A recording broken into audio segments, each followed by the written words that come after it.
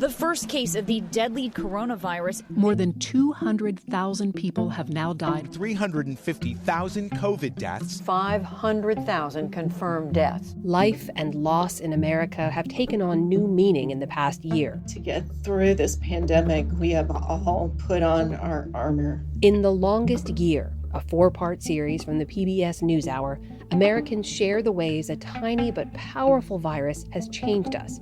The medical community raced to keep up. The racial divide across the country came into sharper focus. And life as we knew it turned upside down. My mother was the hugging type. I miss those the most. Listen and subscribe to America Interrupted, The Longest Year, wherever you listen to podcasts. And now for a deeper look at some of the week's major news stories, we turn to the analysis of Brooks and Capehart. That's New York Times columnist David Brooks and Jonathan Capehart, columnist for The Washington Post. Hello to both of you on this Friday. It's so good to see you, and there's a lot to talk about. Let's start with voting rights. And David, what the state of Georgia did yesterday, they've enacted a new law to tighten the rules around voting. President Biden is saying that this is designed to keep people from voting, especially minorities.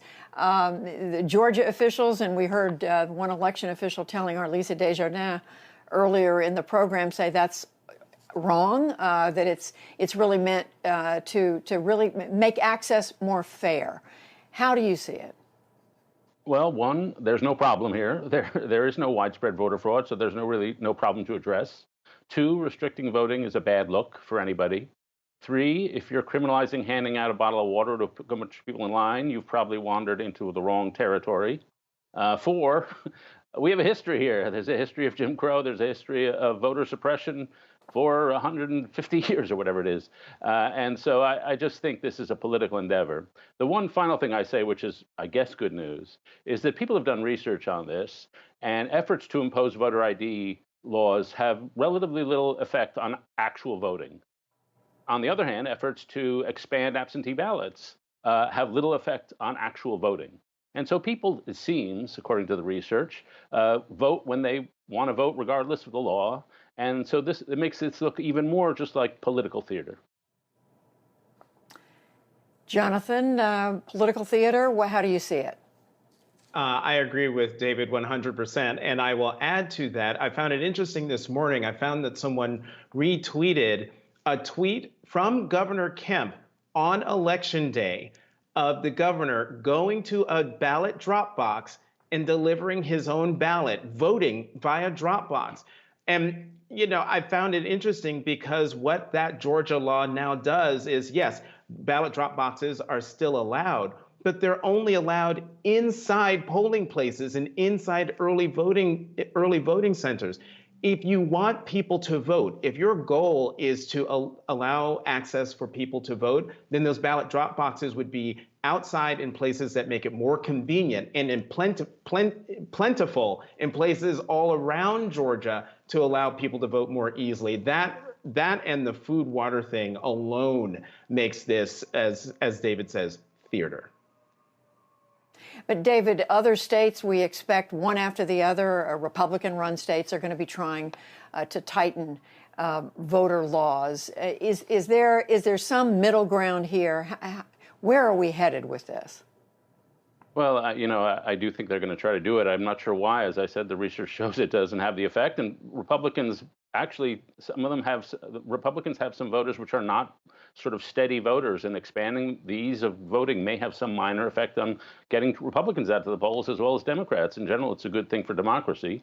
We may be headed to a federal versus state showdown with H.R. 1, which is the Democrat-sponsored bill to sort of nationalize and fight back against these states. And the act in Georgia shows H.R. 1 is necessary. The actual bill itself is apparently something of a disaster. There was a very good piece in the Daily Beast from a reporter who actually went around calling state officials who support the intention of the bill, but say the people who wrote the bill didn't actually talk to anybody who knows much about elections and are in charge of enacting them. So the bill mandates that states adopt voting machines that don't yet exist. It mandates that states use this automatic phone-in system for registration, which no state actually uses and no state thinks is a good idea.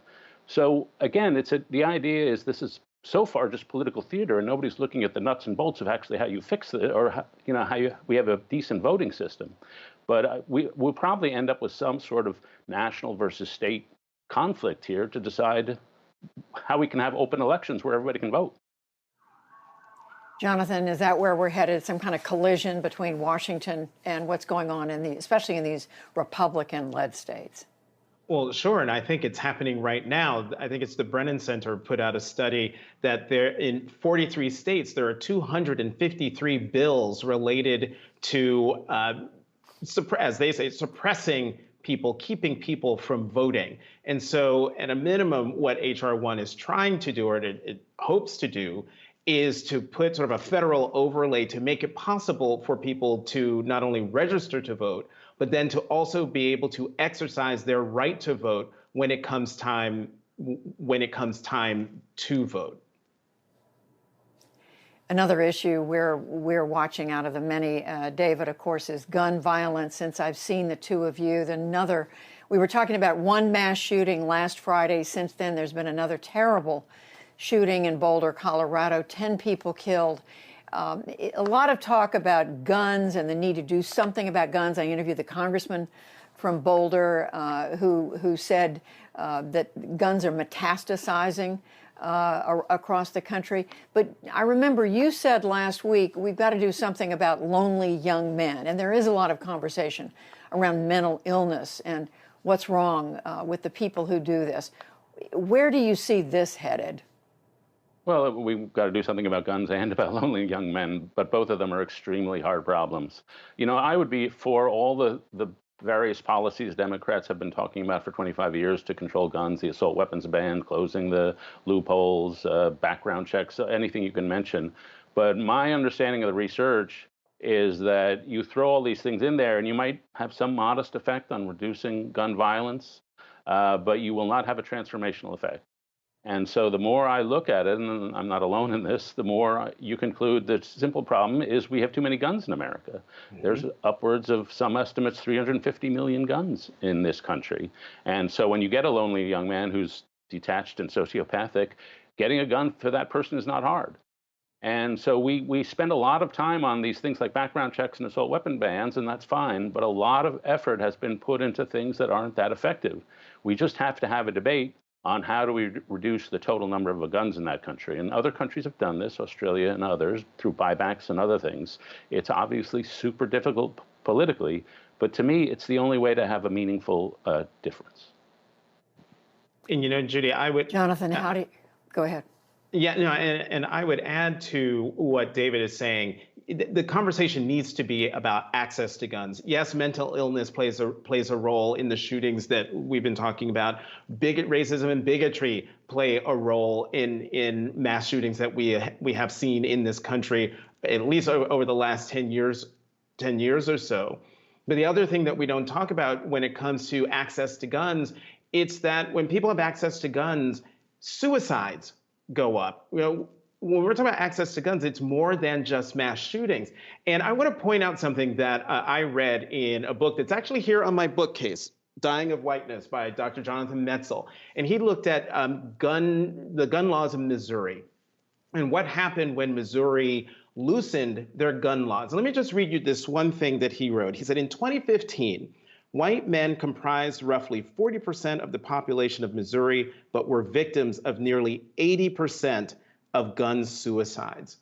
That's in Missouri, in documenting what happened when they loosened their gun laws. And so I think something needs to be done to limit the number of guns in people's hands, but also limit the number of guns, to David's point, that are awash in the country.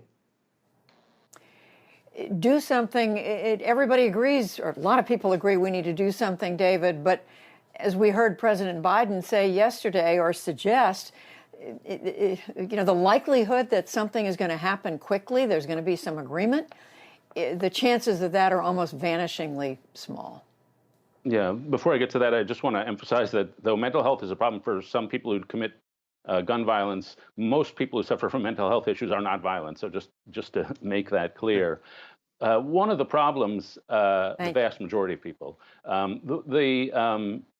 One of the problems is that the gun issue has become a cultural issue. I feel like I'm talking about this week after week, where we're not talking about the actual substance of an issue, but where it stands in the great culture war.